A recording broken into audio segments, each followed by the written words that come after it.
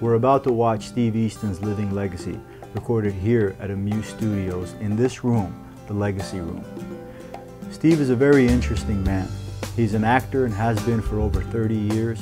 He's worked with some of the most famous people in Hollywood, yet he has always stayed humble and true to his roots.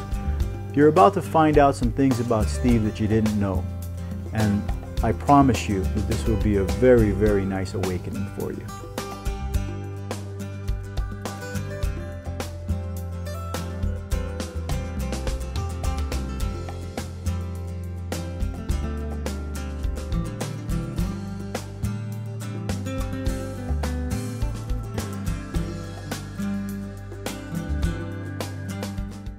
For anybody watching your legacy being recorded, why is it important? Why should someone absolutely have their legacy recorded? Well, you know, I was thinking about that when I was coming up here to work with you. I had a friend named Harold Gefsky who was a very kind of a Zen guy, but you know, like Zen in the Jewish grandfather way. You know, just he wouldn't say much, but what he'd say had a lot of resonance. You know, and one of the things he said was that you know, the thing about having someone die is they're just not there anymore, and that really stayed with me. You know, and I have kind of a strange legacy already, because at some point my daughter's daughters, who are not even born yet, will be watching TV with their granddaughters, which will probably be a microchip they just insert in their brain at that point. You know. And it's like Blockbuster brain chip or something, and they'll go through, oh, let's watch one of our great-great-granddad's movies, you know, back when they were still shooting them with cameras and stuff, and they'll see the great-granddad at, you know, 21 on Joe Kidd. They'll see him at 30 on Hill Street Blues. They'll see him at 40 on NYPD Blue. You know, they'll see him at 50 in, you know, whatever the hell. You know, just there's like about 300 of those things.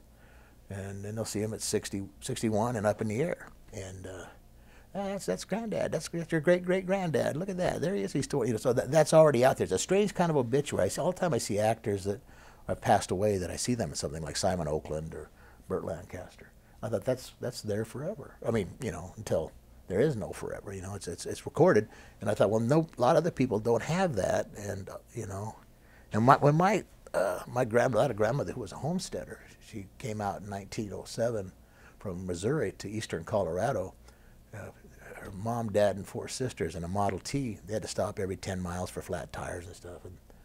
And before she passed, I had the chance to really hang out with her. And I literally said, you gotta let me in. I want to know tell me about that, you know.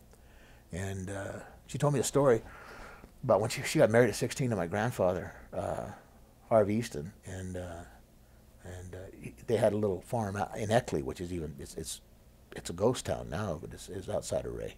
And she said her favorite thing was that on Saturdays in the early fall, they would load the buckboard up with corn and go 14 miles to Eckley, 15 miles to Eckley, which is you know, across the county a little bit, and that's where they would sell the corn, and the train would pick it up and all that. And so they'd ride over there with a full buckboard full of corn, and then when they get there, my grandpa would go play pool with the men, and my grandma would go quilt with the women, and just they'd hang out, because it's a real lonely life. You know, they're out there on that farm. It was just the 2 of them, so they'd actually socialize. And she said, well, my favorite thing, Stephen, was that at the end of the day, we'd have the buckboard would be empty, so we'd just get outside Eckley a little bit, and your grandpa and I'd get back in the back of that buckboard, and the horse knew the way home. And they'd just sit back there and look at the stars. And I said, yeah, I bet you were looking at the stars, Grandma. You know, but that kind of story, you know, is that has value across all generations. What would you say is the one most embarrassing moment in your life? Oh, man. Embarrassing.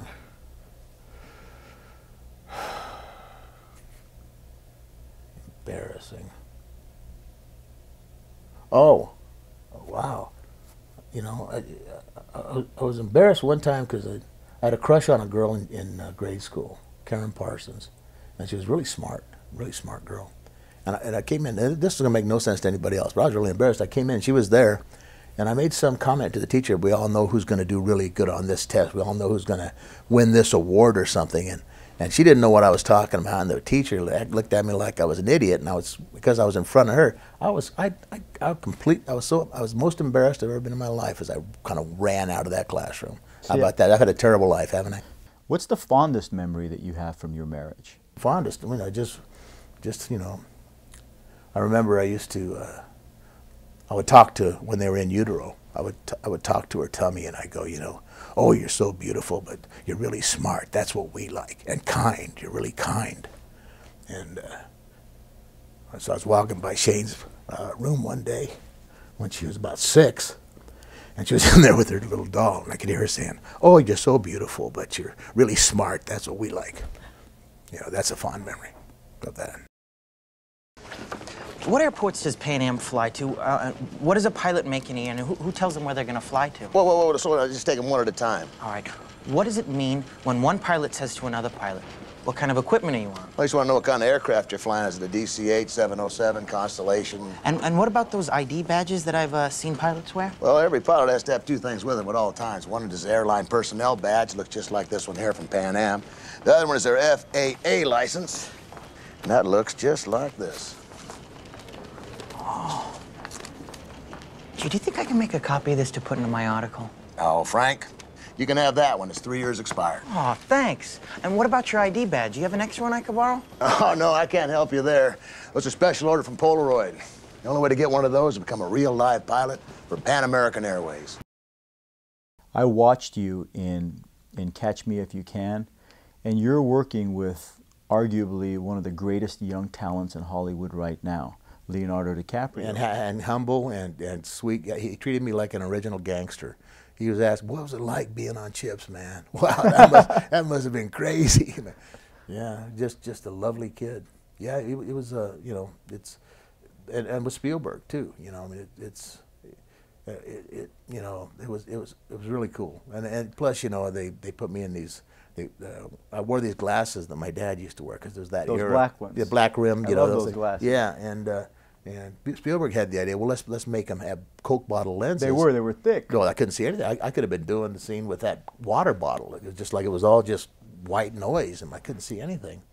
And a lot of actors would have had a problem with that, because on a movie that Spielberg does, they gave me like 7 different pairs to which ones I wanted to have. They were some were thick but clear. One had a little hole like it's actually see-through, and all these different kinds of things. So I said to the prop guy, well, which one's going to look the best on camera? He said, unfortunately, the ones where you're not going to be able to see anything. And I go, well, let's use those. Steve, I want you to take this opportunity and share with your daughters how you feel about them and what they've meant to you. Well, yeah, that's you know, even in expressing it, I'm sure I'm going to have trouble talking about it.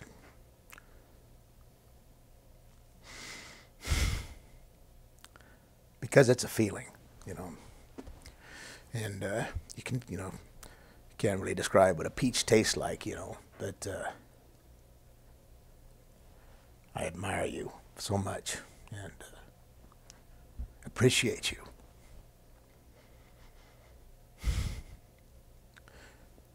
And acknowledge that it wasn't whatever a normal upbringing is, you know. I'm sorry about the cattle prod, but it did improve your behavior. Didn't even have to use it; just kind of did it next to your ear when you were messing up. No, the fact is that even with the built-in prejudice of being your father, just you're outstanding people, you know, so different. And so alike, so smart, and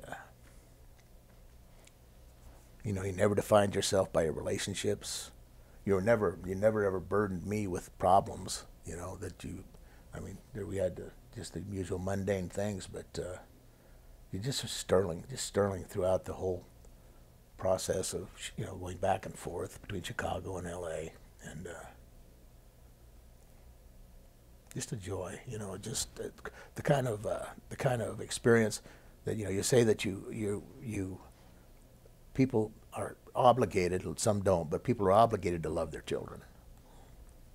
But it's just really wonderful when you really like them, you know, when you just feel they're such quality people, you know, and I just feel that there's just a unbelievable potential future.